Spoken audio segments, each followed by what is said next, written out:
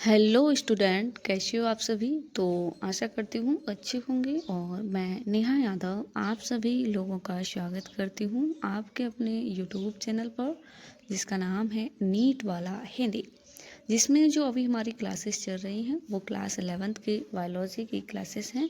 खास करके ये UP and Bihar board exams के लिए रहने वाली हैं। उसके साथ साथ यहाँ से आपका जो नीट का विषय है वो भी यहाँ से क्लियर होता जा रहा है। ओके, तो आज का हमारा टॉपिक रहने वाला है, यानी कि जो अध्याय है प्राणी जगत, इसकी ये क्लास नंबर 2 है। पिछली क्लास में जो हमने देखा था ये प्राणी जगत के वर्गीकरण का आधार देखा था, उनके बारे में बात की थी। तो आज हम बात करने वाले हैं जो इनको संघों में डिवाइड किया गया है उनके बारे में। ओके, तो जो प्राणी हैं इनका वर्गीकरण प्राणियों का मुख्यतः 11 संघों में वर्गीकृत किया गया है प्राणियों को, जो आपके एग्जाम के हिसाब से मोस्ट इम्पोर्टेंट है ये 11 संघ। ओके, तो सबसे पहले ये संघ नंबर 1 है जिसका नाम है संघ पोरीफेरा, यूनियन पोरीफेरा। इस संघ के जो प्राणी होते हैं सामान्यतः स्पंज कहे जाते हैं, इनको स्पंज कहते हैं। जो संघ पोरीफेरा के जो प्राणी होते हैं उनको, इनके लक्षणों के बारे में बात करते हैं। सामान्यतः यह लवड़ी तथा असममिति होते हैं। ये लवड़ी जल में, समुद्र के पानी में पाए जाते हैं, ये आपको ध्यान रखना है। ये आद बहुकोशिक प्राणी हैं जिनका शरीर संगठन कोश की स्तर का होता है, ध्यान रखिएगा। इनमें जल परिवहन तथा नाल तंत्र पाया जाता है, जो संघ पोरीफेरा के जो प्राणी होते हैं उनके अंतर्गत। जल सूक्ष्म रंध्र होते हैं, ऑस्टिया द्वारा शरीर के केंद्रीय स्पंज गुहा में प्रवेश करता है तथा बड़े रंध्र होते ही आस्कुलम द्वारा बाहर निकलता है पानी, ध्यान रखिएगा। जल परिवहन का ये रास्ता भोजन जमा करने, श्वसन तथा अपशिष्ट पदार्थों को उत्सर्जित करने में सहायक होता है। कोइनोसाइट या कोलर कोशिकाएं स्पंज गुहा तथा नाल तंत्र को स्तरित करती हैं। कोशिकाओं में पाचन अंतर कोशिकीय होता है, ये आपको ध्यान रखना है। ये कंकाल को आधार प्रदान करती हैं। ये कोशिकाएं जो कंटिकाओं तथा स्पंजिन तंतुओं का बना होता है। स्पंज प्राणियों में नर तथा मादा पृथक नहीं होते हैं, एक ही होते हैं नर और मादा, ये आपको ध्यान रखना है। ये आपके एग्जाम में पूछा गया है, नीट के एग्जाम में भी। वे उभयलिंगी होते हैं तथा अंडे तथा शुक्राणु दोनों एक ही द्वारा बनाए जाते हैं, ये आपको ध्यान रखना है। अलैंगिक जनन विखंडन विधि द्वारा होता है। संघ पोरीफेरा के जो प्राणी होते हैं उनके अंतर्गत अलैंगिक जनन युग्मकों के द्वारा होता है। निषेचन आंतरिक निषेचन पाया जाता है। प्रवर्धन अप्रत्यक्ष होता है, जिनमें वयस्क से भिन्न आकृति की लार्वा अवस्था पाई जाती है। ये इसके उदाहरण क्या क्या हैं? साइकन, स्पंजिला तथा यू स्पंजिया, ये आपको ध्यान रखना है। ये संघ पोरीफेरा के उदाहरण ही, ये आपको स्ट्रक्चर दिए गए हैं, इनको देख लीजिएगा। ओके, नेक्स्ट है संघ नंबर 2 है जिसका नाम है संघ सिलेंट्रेटा, जिसे नाइडेरिया भी कहा जाता है। ये जलीय अधिकांश समुद्री तथा स्थावर, यानी कि स्थावर का मतलब होता है एक जगह स्थिर अथवा मुक्त तैरने वाले सममिति प्राणी होते हैं, ये आपको याद रखना है। नाइडेरिया नाम इनकी दंश कोशिकाओं नोडोब्लास्ट या निमेटोब्लास्ट से बना है। यह कोशिकाएं स्पर्शकों तथा शरीर में अन्य स्थानों पर पाई जाती हैं। दंशकोरक, जो जिन्हें नोइडोब्लास्ट कहा जाता है, स्तरक और रक्षा तथा शिकार पकड़ने में सहायक होते हैं। नाइडेरिया में ऊतक स्तर का संगठन होता है और यह द्विकोषीय होते हैं, ये भी आपको याद रखना है। इन प्राणियों में केंद्रीय जठर संवहनी गुहा पाई जाती है, जो अधोमुखी हाइपोस्टोम पर स्थित मुख द्वारा खुलती है। इनमें अंतःकोशिकी एवं अंतराकोशिकी दोनों प्रकार का होता है, ये ध्यान रखना है।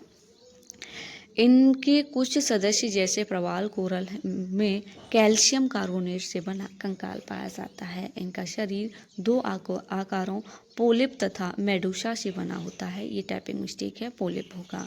पोलिप स्थावर तथा बेलनाकार होता है, ये भी आपको याद रखना है। जैसे हाइड्रा मेडूसा छतरी के आकार का तथा मुक्त प्लावी होता है। जैसे ओरेलिया या जेलीफिश भी नाइडेरिया जिन में दोनों पोलिप तथा मेडूसा दोनों रोग पाए जाते हैं, याद रखिएगा। नाइडेरिया ये जो आपका मैं ये जो क्लासेस करा रही हूँ ये एनसीईआरटी की लाइन बाय लाइन, यानी कि प्रत्येक लाइन आप इसमें लिखी हुई है ताकि कि आपको अच्छे से समझ आए और यहाँ से आपका कुछ भी नहीं छूटने वाला है। तो आपसे रिक्वेस्ट है कि क्लासेस से जुड़े रहिएगा। ओके, नेक्स्ट है इनमें पीडी एकांतरण यानी कि जो मेटाजेनेसिस है ये होता है जो ओवेलिया में, जैसे कि पॉलिप है, अलैंगिक जनन द्वारा मेडूसा उत्पन्न करता है तथा मेडूसा जो होता है वो लैंगिक जनन द्वारा पोलिप उत्पन्न करता है। ये ध्यान रखिएगा। फिर से बताती हूँ, जो ओवेलिया है इसमें जो पोलिप होता है वो अलैंगिक जनन द्वारा मेडूसा को उत्पन्न करता है और मेडूसा लैंगिक जनन द्वारा पोलिप को उत्पन्न करता है। उदाहरण के लिए फाइसीरिया पुर्तगाली युद्ध मानव है, एडमसिया ये समुद्री एनिमोन है, पेनिट्यूला ये समुद्री पिक्स होता है, ये गोरगोनिया तथा मैंडरीना रीना ये जो होता है ये व्रेल कोरल होता है। ये आपको ध्यान रखना है। नेक्स्ट है संगटिनोफेरा। इनको सामान्यतः समुद्री अखरोट या कंकाल जेली कहा जाता है, जो संगटिनोफेरा के जो प्राणी होते हैं। ये सभी समुद्रवासी तथा अरीय समुद्री द्विकोरक जीव होते हैं। इनमें ऊतक श्रेणी का शरीर संगठन होता है, ये आपको याद रखना है।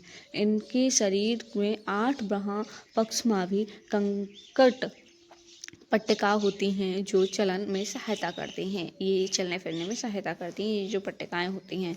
पाचन अंतःकोशिकी तथा अंतरकोशिक दोनों प्रकार का पाया जाता है। मुख्यतः इनकी क्या विशेषता है ये आपको याद रखनी है, आपके एग्जाम के हिसाब से मोस्ट इम्पोर्टेंट है। इसमें क्या होता है, नर तथा मादा अलग भी होते हैं, अलग नहीं होते हैं। जनन केवल लैंगिक होता है, ये आपको ध्यान रखना है। अप्रत्यक्ष परिवर्धन पाया जाता है जिनमें लार्वा अवस्था पाई जाती है। उदाहरण के लिए ब्यूरोव्रेकिया तथा टीनोप्लाना ये इसके उदाहरण हैं संगटिनोफेरा के, ये आपको याद रखना है। ये इसका स्ट्रक्चर है, ये आपको इसको देख लीजिएगा। नेक्स्ट है शंख नंबर 4 है शंख प्लेटे हेलमिंथेस, जिन्हें चपटे कृमि भी कहा जाता है। इस शंख में जो प्राणी होते हैं वो पृष्ठाधार रूप से चपटे होते हैं तथा इसीलिए इन्हें सामान्यतः चपटे कृमि कहा जाता है। इस समूह के अधिकांश प्राणी मनुष्य तथा अन्य प्राणियों में अंतः परजीवी के रूप में पाए जाते हैं। चपटे कृमि द्विपार सममिति त्रिकोरकी तथा अप्रगुही होते हैं। इनमें अंग स्तर का शरीर संगठन पाया जाता है। परजीवी प्राणी में अंकुश तथा चूसक पाए जाते हैं। कुछ चपटे कृमि खाद्य पदार्थ को परपोषी से सीधे अपने शरीर का सतह से अवशोषित करते हैं, ये आपको याद रखना है। नेक्स्ट है ज्वाला कोशिकाएं पराशरण नियंत्रण तथा उत्सर्जन में सहायता करती हैं। और इसमें क्या होता है, नर तथा मादा अलग नहीं होते हैं, ये आपको ध्यान रखना है। निषेचन आंतरिक होता है, उत्सर्जन प्रवर्धन में बहुत सी लार्वा अवस्था पाई जाती हैं। नेक्स्ट है प्लेनेरिया में पुनरुद्भवन में असीम क्षमता होती है। उदाहरण के लिए मान लो टीनिया जिसे फीता कृमि कहा जाता है, पेशियोला जिसे पर्णकृमि कहा जाता है, ये इसके उदाहरण है। टीनिया का स्ट्रक्चर है, ये आप इसको देख लीजिएगा, मैनेज कीजिएगा, ठीक है। और ये किसका है, तो फीता वो पर्णकृमि का फेशियोला। ओके, ये आपको याद रखना है। ओके, और इसमें ब्राउन कलर होगा, ये कुछ इस तरह का होता है पर्णकृमि। ओके, तो ये थी आज की हमारी क्लास। इससे आगे हम नेक्स्ट क्लास में करेंगे। तो आई होप आपको क्लास समझ आई होगी। अगर एक बार में क्लास समझ नहीं आती है तो 2 से 3 बार आप इसको देख सकते हैं, तो आपको अच्छे से समझ आएगा। साथ ही यदि आपको इस क्लास PDF चाहिए तो हमारा टेलीग्राम चैनल है, उसको ज्वाइन कर लेना, वहाँ से आपको सभी क्लासेस की PDF मिल जाएंगे। तो मिलते हैं नेक्स्ट क्लास के साथ, तब तक के लिए आप अपना ख्याल रखिएगा, अच्छे से अपनी तैयारी करते रहिएगा। ओके।